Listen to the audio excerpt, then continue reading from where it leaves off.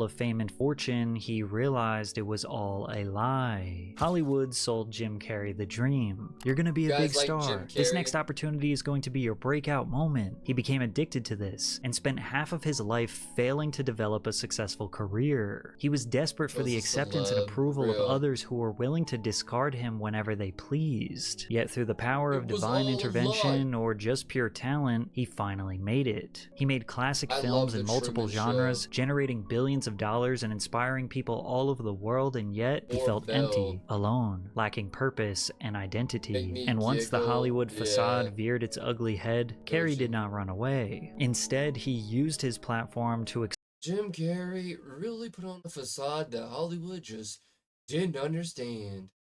Oh. expose the soulless, evil industry that's praised by innocent people who don't understand they are being fooled. Jim, you got really dressed up for the occasion. You look good. I didn't get dressed up. Who did? There is no me. There's no you. No. We're not here. This is a dream. It's just things happening.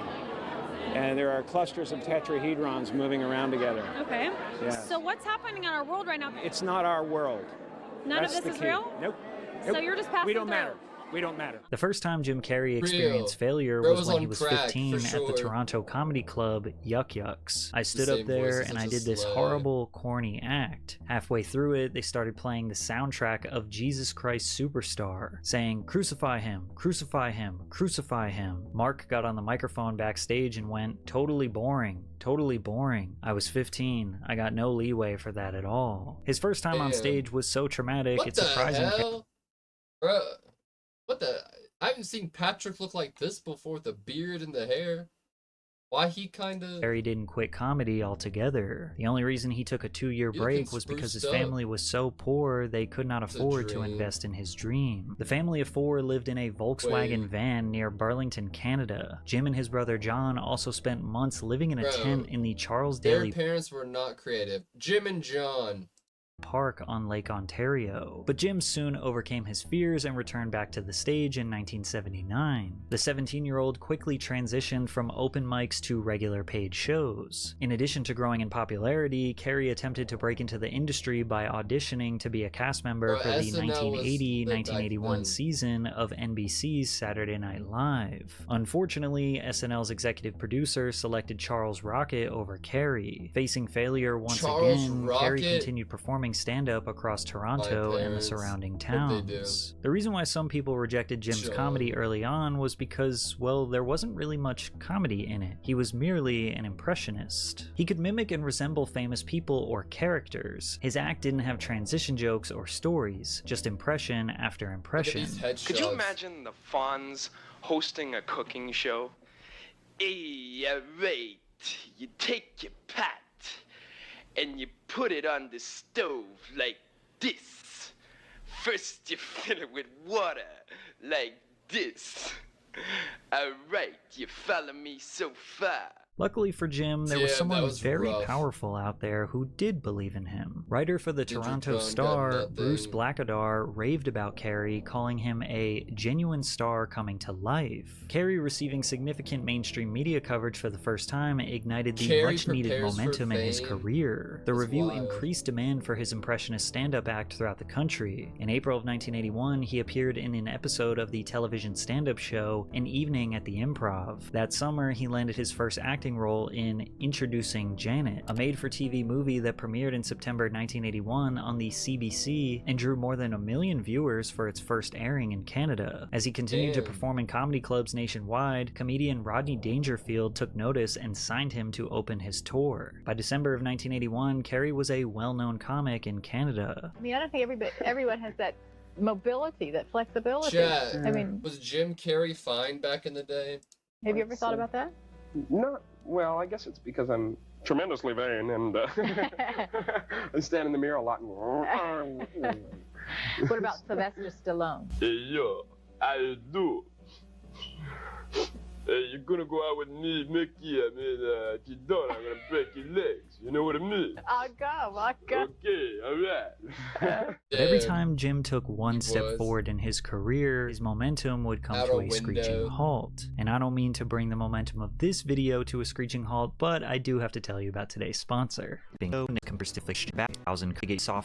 Carrey decided to pack his bags and move to Hollywood at the beginning of 1983. He regularly performed at the Comedy Store and the Laugh Factory, two clubs that have been an incubator for just about every comedy legend in the 80s and 90s. Additionally, performing on The Tonight Show was a major milestone for a comedian's career, and it was a dream of Jim's. By the spring of 1983, he was invited to perform a stand-up set on the highly rated late night show. This surely would have been the perfect recipe for Jim's career to skyrocket. However, following a lackluster club set at the Improv, I love Adam Sandler too. The showrunners at Tonight revoked their invitation. I had kind of a lukewarm night, and then I heard the news that I had lost The Tonight Show. It could have been the end of me, but my brain has always had this fail-safe space that goes, I don't know how, but it's gonna happen a different way. Accepting failure again, Carrey returned home in April 1983 to rejuvenate and perform stand-up in a familiar environment. While in Toronto, CTV's flagship news magazine, Program W5, did a feature on Carrey that aired nationally in Canada. Were you just born with this plastic face? I guess. Always hamming it up, you know? Just sort of came natural. I didn't know until like a year ago that that was different than everybody else. That my face was so weird. I realized that that's what my special thing is, I guess, is that I'm weird. Is that I'm rubber. One thing about Canada is they always held it down for Jim. They seemed to understand his greatness before the rest of the world did. This hometown motivation is just what he needed to keep his dreams alive. So yet again, he went back to Hollywood. Within a few months, Jim successfully landed the main role for a sitcom called The Duck Factory. Becoming the lead role in a sitcom was a massive opportunity that was seemingly reserved for A-list comedians in the 80s. It became a little more normalized in the 90s for new talent to get their own show. This means that Carrey was ahead of the curve, sitting on a potential gold mine. To promote the series, Carrey was set to appear on The Tonight Show starring Johnny Carson, which aired on the same network as The Duck Factory. During his appearance, the 21-year-old went through most of his popular impressions. Jack Nicholson. Clint Eastwood.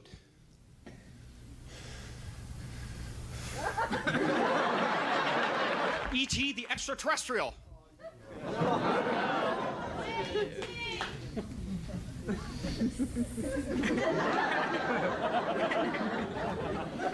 Unfortunately, The Duck Factory was canceled after just one season. However, there were two major reasons that led to the show's demise. Firstly, the episodes were aired out of order, making it impossible for anyone to follow the plot. Secondly, Jim played the role of the straight man, which is basically the guy who sets up the joke so the funny guy can deliver the punchline. Roland, you want to take a look at this?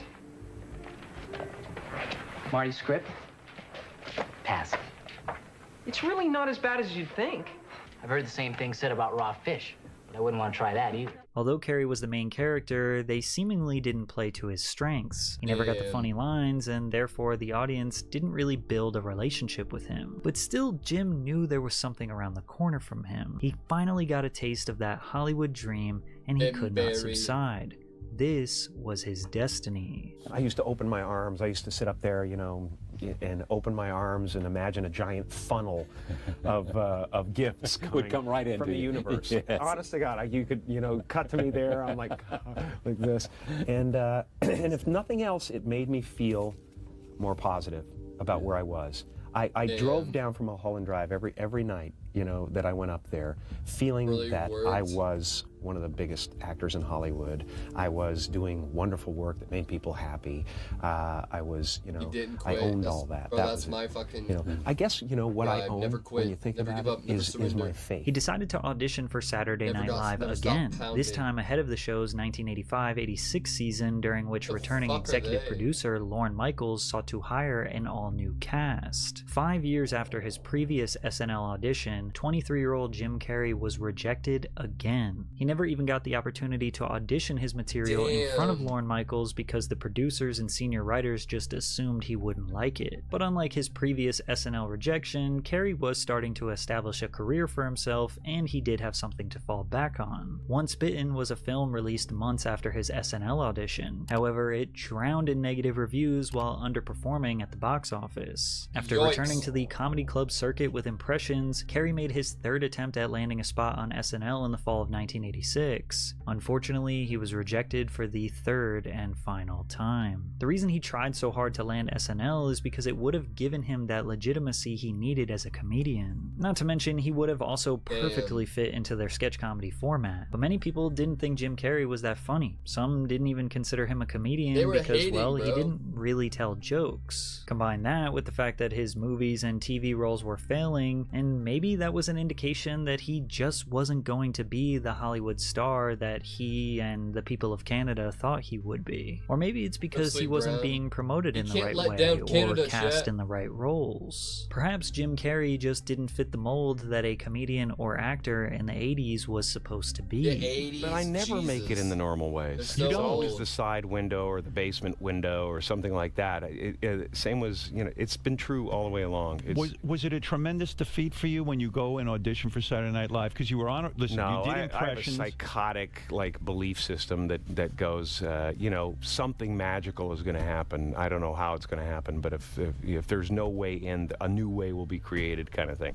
Most people would have given up, but Jim had invested so much into this life. He knew if he just stayed the course, something good would come. And surely, by divine intervention, luck, or just genuinely working on his craft, Jim Carrey made one connection that changed his career. Jim secured a role in the 1988 comedy film Earth Girls Are Easy, which is about a Southern California girl who befriends three furry aliens after their spaceship lands in her swimming pool. Actor and comedian Damon Wayans played an ancillary role in the film and was extremely impressed with Carrey's comedic talents. They became friends. Damon told his brother Keenan about Jim while he was developing the soon-to-be groundbreaking American sketch comedy television show In Living Color. Damon was like a Keenan. Damon was Keenan's right-hand man. Okay. That's his lieutenant on Living Color. Okay. That was his right-hand man. Okay. So he's like, you gotta trust me. This white boy is funny.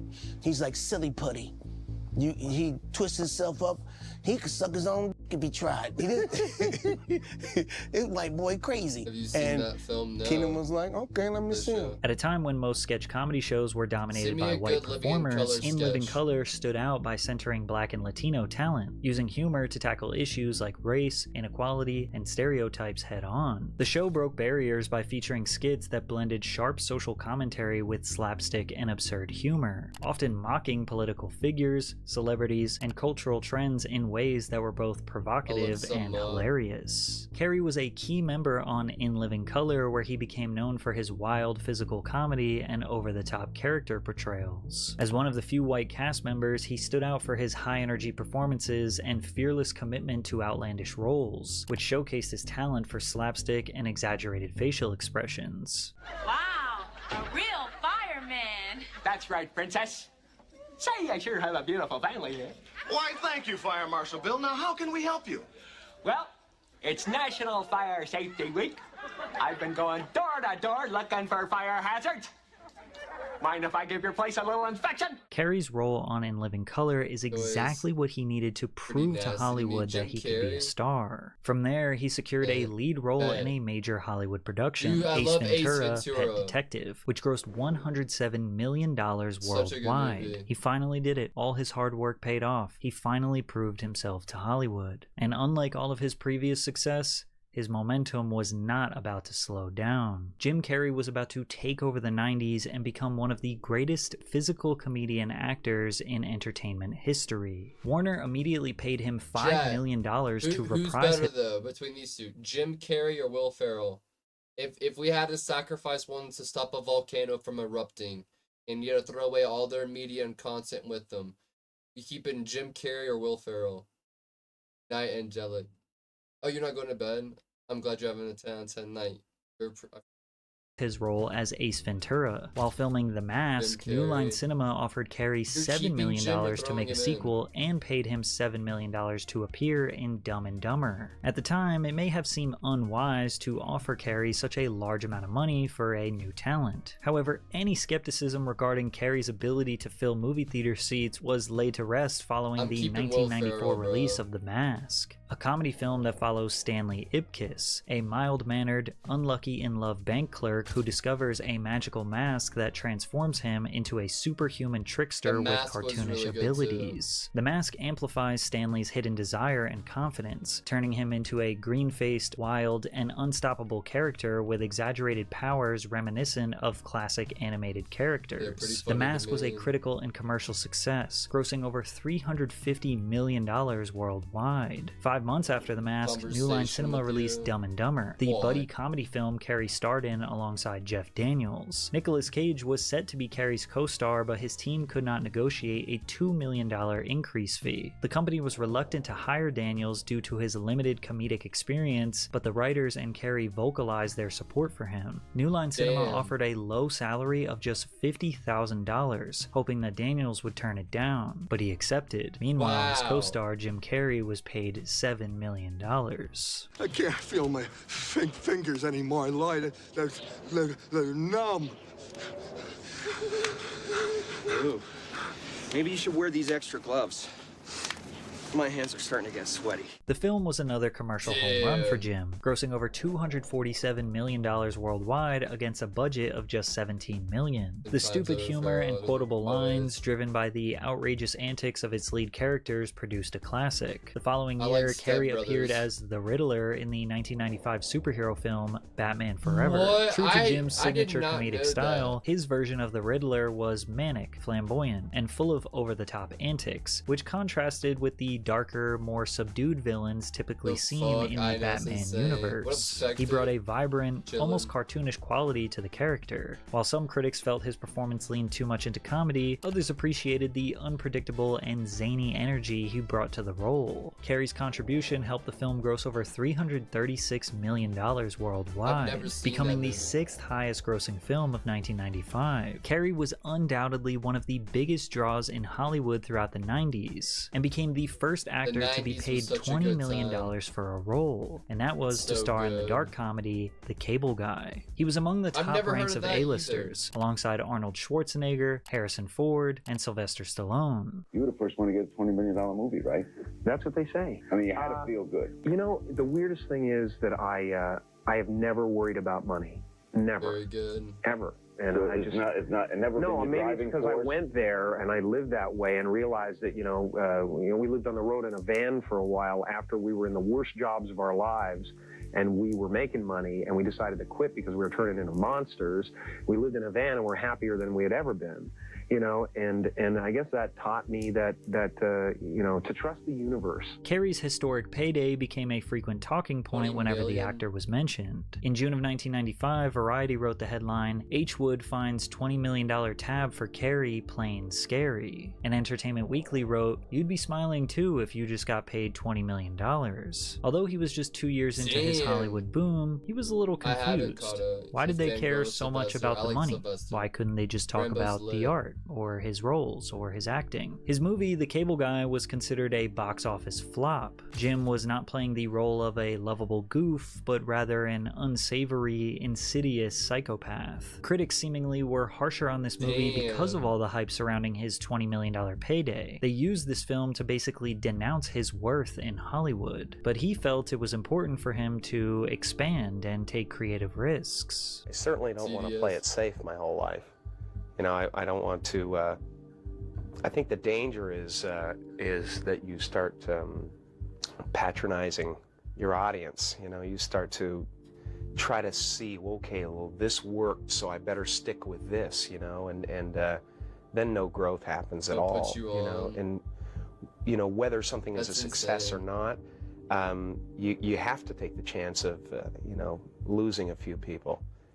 because you do gain others. Carrey went back to his stereotypical silly self in the 1997 comedy Liar Liar. The story centers around a lawyer's strained relationship with his young son, who, disappointed by his father's broken promises, makes a birthday wish that his dad cannot tell a lie for 24 hours. What's up, Fletcher? Your cholesterol! Fatty! Dead man walking! Liar Liar was a huge critical and commercial success, but Jim remained firm that he was not going to just do comedy roles because it was the safe route for him, and it was because of these creative risks that he made his best film to date, The Truman Show. Without the Ace Ventura, I wouldn't be doing it, you know? Without that, I wouldn't be doing it, because Peter Weir looked at that and he went, here's someone who wants to take chances, who's willing to risk it all, basically. But a lot of people who love you as Ace and Fire Marshal Bill and all these, The Mask and all of that, have a hard time sometimes understanding why you feel compelled to take these chances. I'm not compelled, I just have the opportunity. I'm given the opportunity, so I have to. You know, I'm a person who's interested in human behavior and always have been, and I have more colors than just the ones I've shown so far, and I don't negate them in any way, and I want to go back and do fun, crazy, wild stuff, and that's great. It serves a purpose. It makes people forget about their problems. The Truman Show is a psychological comedy that revolves around the concepts of control, free will, and the blurred boundaries between reality and illusion. Truman Burbank is an ordinary man who slowly realizes that his entire life has been staged as a part of a massive reality television show. Unbeknownst to him, Truman has been the star of the show since birth, living in a constructed town called Sea Haven, where everyone around him are actors. The film's opening arc establishes how Truman's reality is fabricated by a media corporation, governed by a single writer. Everything from his childhood fears to his day-to-day interactions is carefully manufactured by the people behind the central show's production. Time and time again, even the actors around Truman force unsubtle product placements into his narrative, further enhancing the artificial nature of Truman's reality. You can't stand me. That's not true.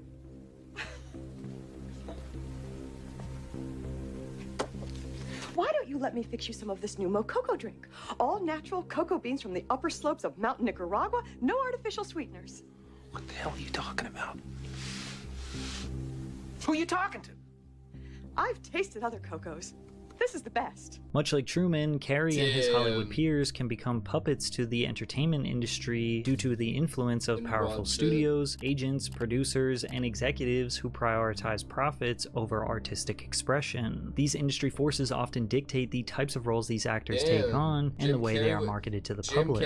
Actors may be pressured to conform to certain stereotypes or be typecast into specific roles that fit commercial trends, limiting their creative freedom. Their image, both on-screen and off-screen, is often extremely managed, with actors sometimes required to maintain certain looks, personas, or behaviors to align with a brand or studio's vision. This environment can strip actors of their autonomy, turning them into commodities within a system rather than an individual. The Truman Show had a profound impact on Carrey because he realized that his real life was actually very similar to Truman's. Oh, not necessarily, but what I want doesn't stem from show business generally. I mean, I started out with many desires as far as this business goes. I've so surpassed all of them it's not as meaningful to me anymore. I really love the work itself. I've examined myself on several occasions. Why am I really doing this? Am I doing this because I want to be famous? And I think there was an element to that when I started out. Sure. I think I wasn't necessarily seen as much or as intently as I wanted to be when I was a kid. I had a job, at least in my own mind, and that was to make my mother feel better. She was kind of very ill in many ways, but I felt the need to make them feel that their life was worthwhile, that they did something special just by the very fact that they brought me into the world. Yeah. So from a very young age, I wanted to convince them that I was a miracle. And then I wanted to convince the world that I was a miracle. And now I want to convince the world that I'm just like them. It seemed around the early 2000s that Jim started to see Hollywood for what it truly is. Behind the glitz and glam, it's just a vapid display of wealth. People with a holier-than-thou mentality masquerading around, celebrating each other for menial displays of talent, inflating their egos to dangerous levels. In deeper interviews, it was clear Jim was aware of his role in this soulless machine, but he didn't reveal his true thoughts and feelings about it. Yet. The Truman Show was a critical success, grossing over $264 million worldwide. It also marked a significant shift for Jim. As he demonstrated his range and depth as an actor, he even earned a Golden Globe for Best Actor in a Motion Picture Drama.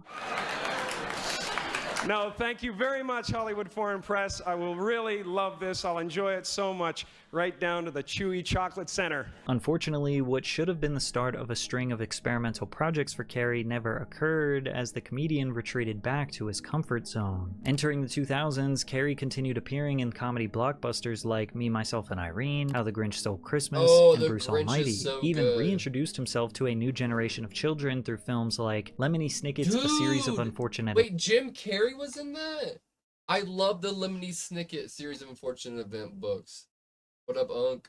Events and A Christmas Carol, as well as the animated film Horton Hears a Who. These films combined made well over $1 billion at the worldwide box office. But even in the middle of his success, Jim struggled with depression, questioning what his purpose was in all of this. I was on Prozac for a long time. I can't wait for the Sympathy Christmas movie. I was on Prozac for a long time, and I'm not sure. I mean, it may have helped me out of a jam for a little bit. I had to get off at a certain point because I realized that, you know, everything's just okay. No peaks and valleys. There are peaks, there are valleys, but they're all kind of carved and smoothed out, and it feels like a low level of despair you live in, where you're not getting any answers, but you're living okay. And you can smile at the office, you know, but it's a low level of despair. And you don't take any of them, or you don't take anything now? Nothing. I don't take anything. I rarely drink coffee. I'm very serious about no alcohol, no drugs. Life is too beautiful. It's where I hang out with Buddha and Krishna and, you know, all those guys. Are you a Jesus. Buddhist? I'm a Buddhist, I'm a Muslim, I'm a Christian, I'm whatever you want me to be. You know, it all comes down to the same thing. You're in a loving place or you're in an unloving place. If you're with me right now, we cannot be unhappy. It's not possible. After winning multiple awards, generating hundreds of millions of dollars, and being considered a living legend in the entertainment industry, in 2009, Jim seemingly had an awakening through the readings of Eckhart Tolle, a spiritual teacher and self-help author. I woke up and I understood suddenly. Thought is responsible for, if not all, most of the suffering we experience. And then I suddenly felt like I was looking at these thoughts from another perspective.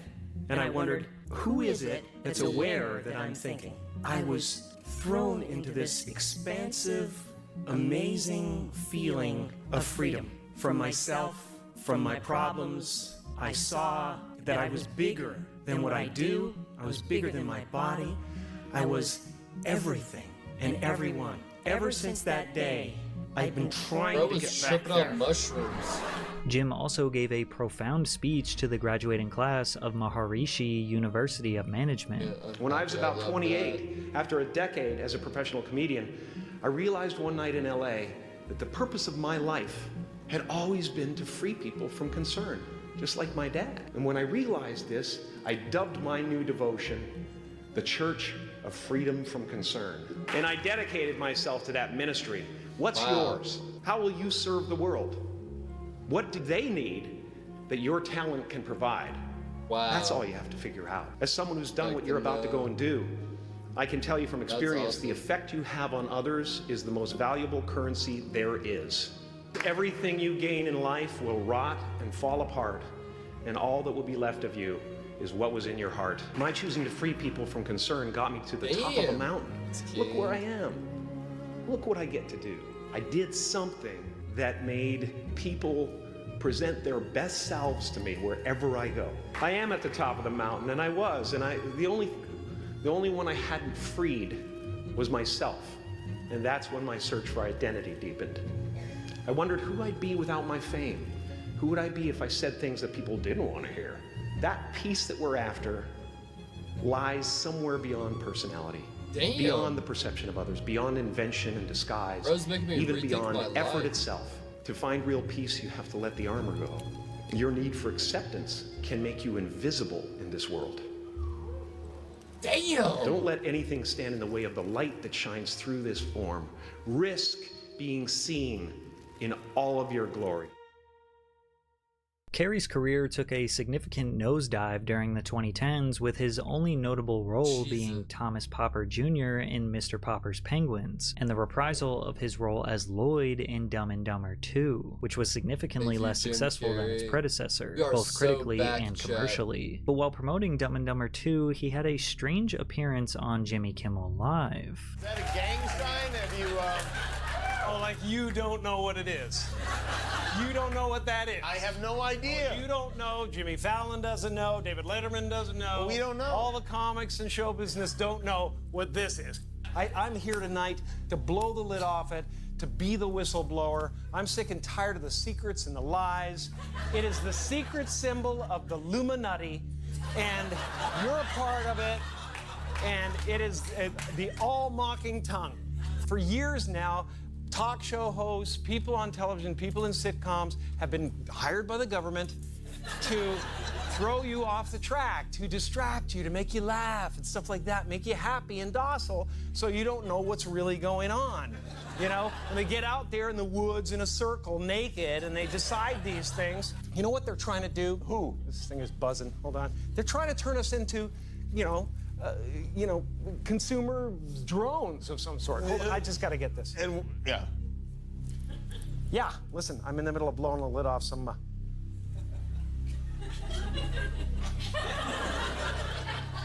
What happened? I'm sorry, Jimmy.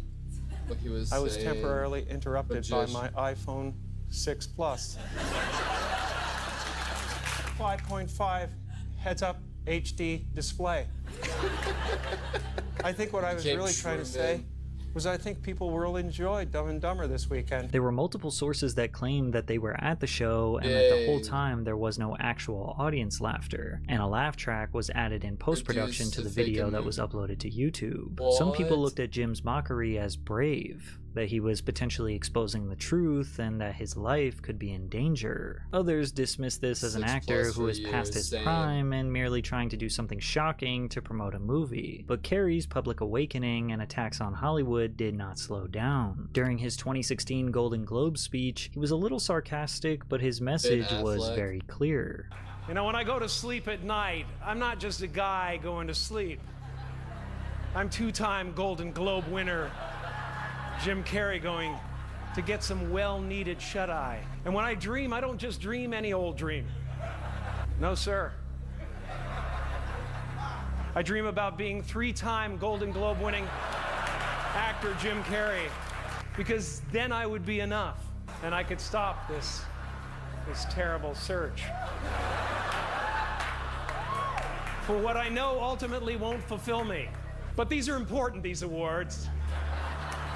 I don't want you to think that just because if you blew up our solar system alone, you wouldn't be able to find us or any of human history with the naked eye.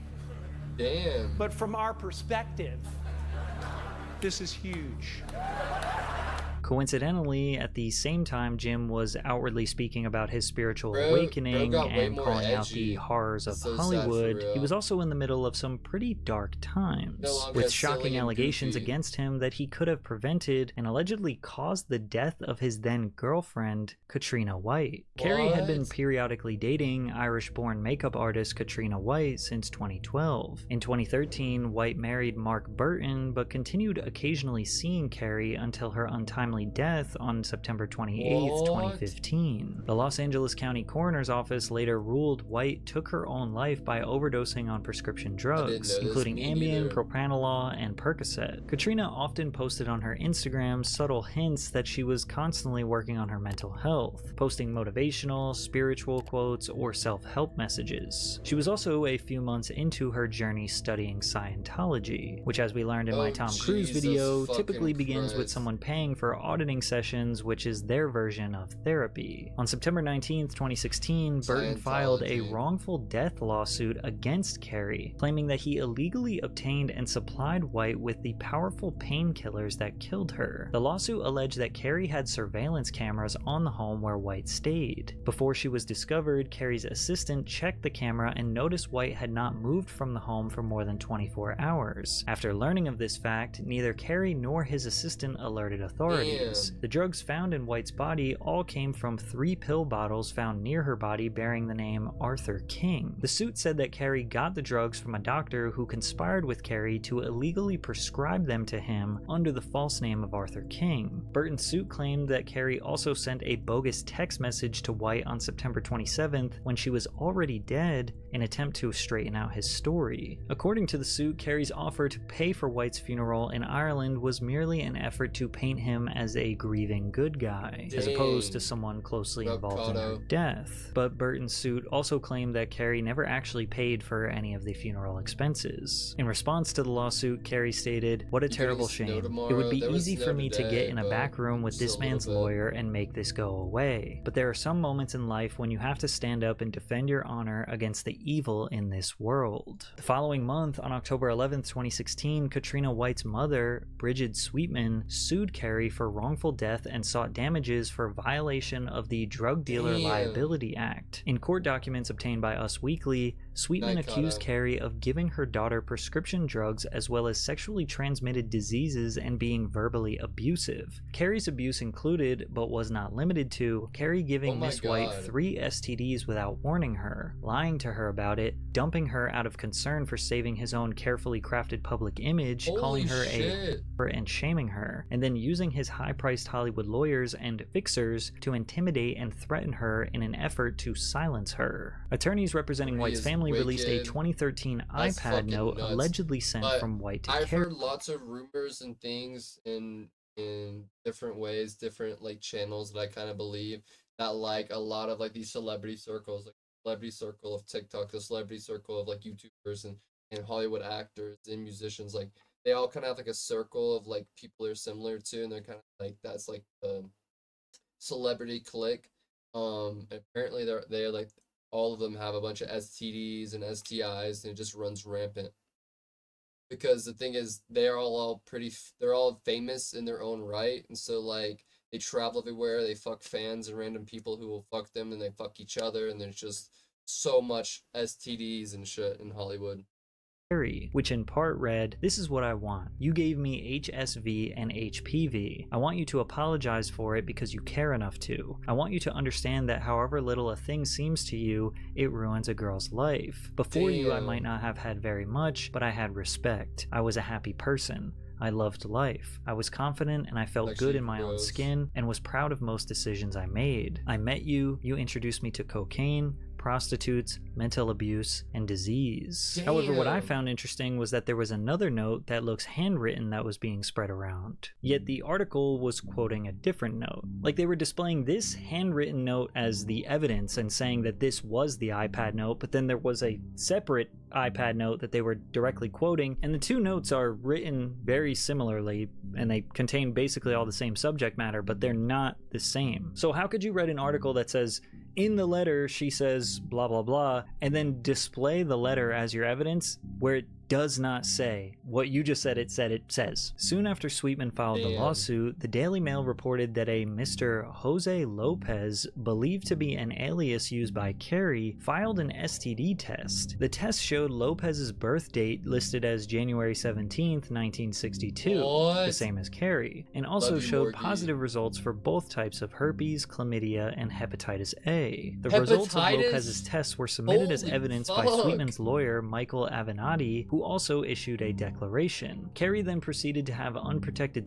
talks with Miss White with full knowledge that he was STD positive, including on February 12, 2013, 2 days before Valentine's Day and within weeks after learning the test results. It's interesting that in these lawsuits, they claim 2 different times that Carrey used fake names, one to obtain drugs and one to obtain an STD test. But how do they know this? What evidence did they provide to prove this? These are some major accusations and not enough evidence to back it up. And because of that, the wrongful death lawsuit against Carrey had been dismissed in February of 2018. There seemingly was a settlement outside of court. Without a trial, we won't really know what happened. But blaming someone else's death, especially in the way that it happened, on someone else is definitely a complicated situation. Typically, those types of deaths are not caused by just one thing, but rather a potential lifetime of issues that unfortunately we just don't seem to know how to solve. But by this point, Jim had experienced all of the glory and wrath Hollywood can offer. They love you, then criticize you, then put you in a box and determine who you are. They might even accuse you of committing horrible crimes. But the trade-off is that they give you millions, if not hundreds of millions of dollars. And it was abundantly clear in 2017 that Jim was fed up with the Hollywood game. Notably in his New York Fashion Week red carpet interview where he made a bunch of... We're gonna watch a couple,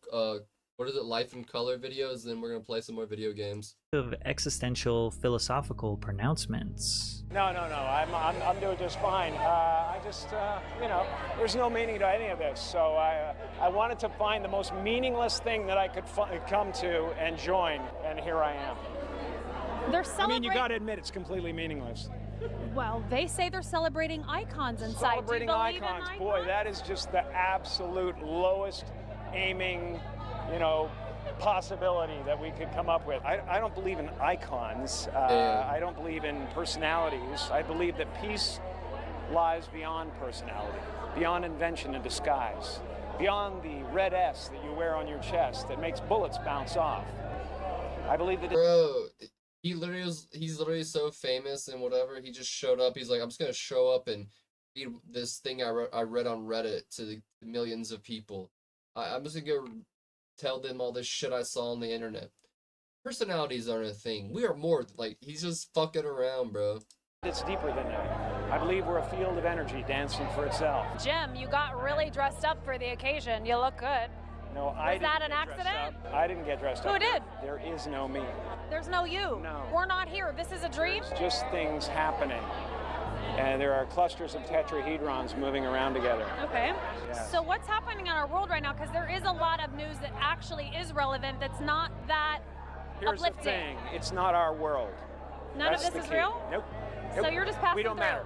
We don't matter. Oh, wow. There's the good news. While some headlines questioned his sanity, others felt like he was just experiencing an ego death, something that a lot of people in Hollywood could probably benefit from. I think that we're all, you know, we're all trying to add things to ourselves so that we can finally define ourselves, and then everybody will get us and they'll go, okay, this is what you are. And then if you actually get there, you will find it so empty that you'll realize that's really not what it's about. It's about not only, you know, just going with the flow, but it's about not taking it personal, you know? It's like the difference between a house and my house is a world of difference, and it's the my that's the problem. Don't get me wrong, you know, Jim Carrey is a great character, and I was lucky to get the part. But I don't think of that as me anymore. I don't exist. So they're all characters that I've played, including Jim Carrey, including Joel Barish, including any of those things. They're all characters. You know, Jim Carrey was a less intentional character, right?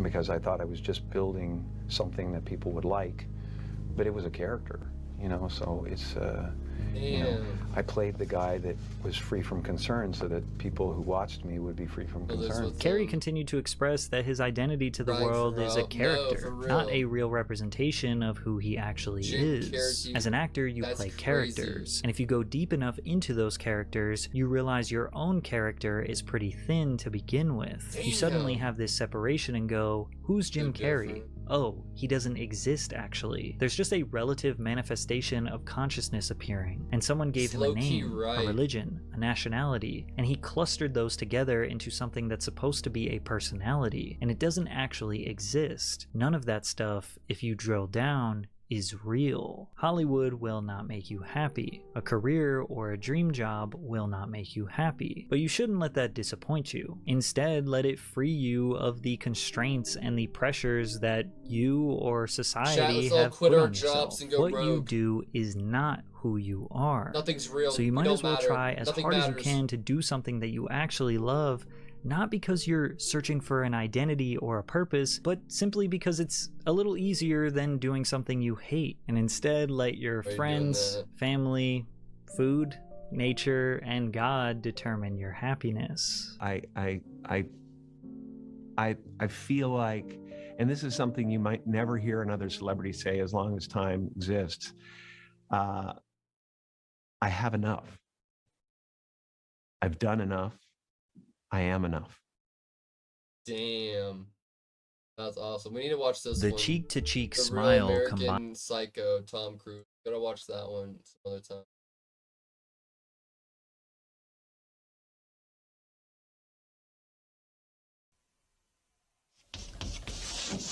All right, children, I want everybody to settle down because with us today is Fire Marshal Bill, and he's going to be teaching us about fire safety in the classroom, okay? Fire Marshal Bill! Howdy, kids! I know what you're thinking. We're all perfectly safe in this classroom, Shows right? my shit. Right! Wrong! Just about everything you see in here is a potential hazard. Let me show you something. Let's just say you're changing the water in this here fish tank. And you accidentally fill it with gasoline, like so. Later that night, the janitor comes in. There's a power outage. He lights himself a match and... oh! He's cooking fish sticks! Now, here's another all too common danger in the classroom. The movie projector. Sure, looks like fun, but it can be very, very deadly. Now, let's just say you're the audio-visual helper for the day. You go to plug this baby in, and you just happen to be soaking your bunions in a bucket of water. Oh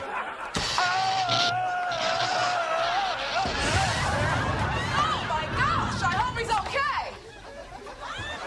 Never better. Now, let's talk about CPR. Drop and roll! Your hand's on fire! So it is. Well then, drop and roll is a good idea.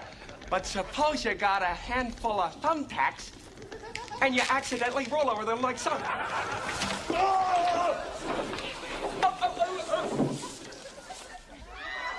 the fire is out, but you look like Hellraiser.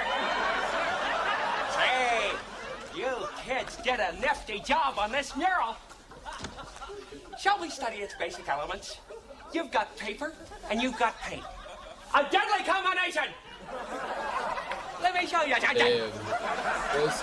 Let's just say, for the sake of argument, that the Earth is being occupied by strange, crab-like creatures from another planet. One of them needs a light. You whip out your Zippo, you flick your wick. Somebody says, look, it's Yoko Ono on a moped, and boom! You're off to the races. Now, how do we put this out? Yoko Ono. Smother it with a blanket? You could do that, that's for sure. Anybody else? You could ask the crab-like people for assistance? Get real, big kid! How about you, Missy? Get a fire extinguisher! Excellent, Miss Tompkins. But let's give the kids a chance. No, the classroom is on fire! Kids, come on! Oh. So it is! Everybody remain calm!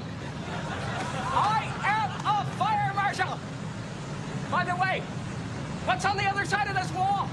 The chemistry lab! Uh-oh! Damn. I just moved the whole screen where everyone's dead, chat. Oh my god. Oh, they survived. It's okay, children.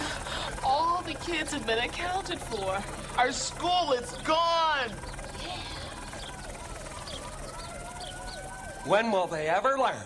Oh well. Who wants marshmallows? We need sticks. Sticks? Not when you're with Fire Marshal Bill, you don't. Let me show you something.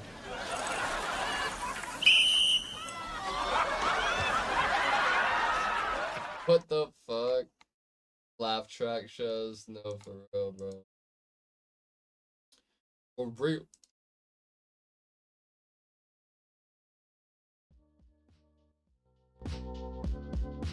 Okay. Time for some squanch. Not gonna lie, who made me and got our shit caved in an Overwatch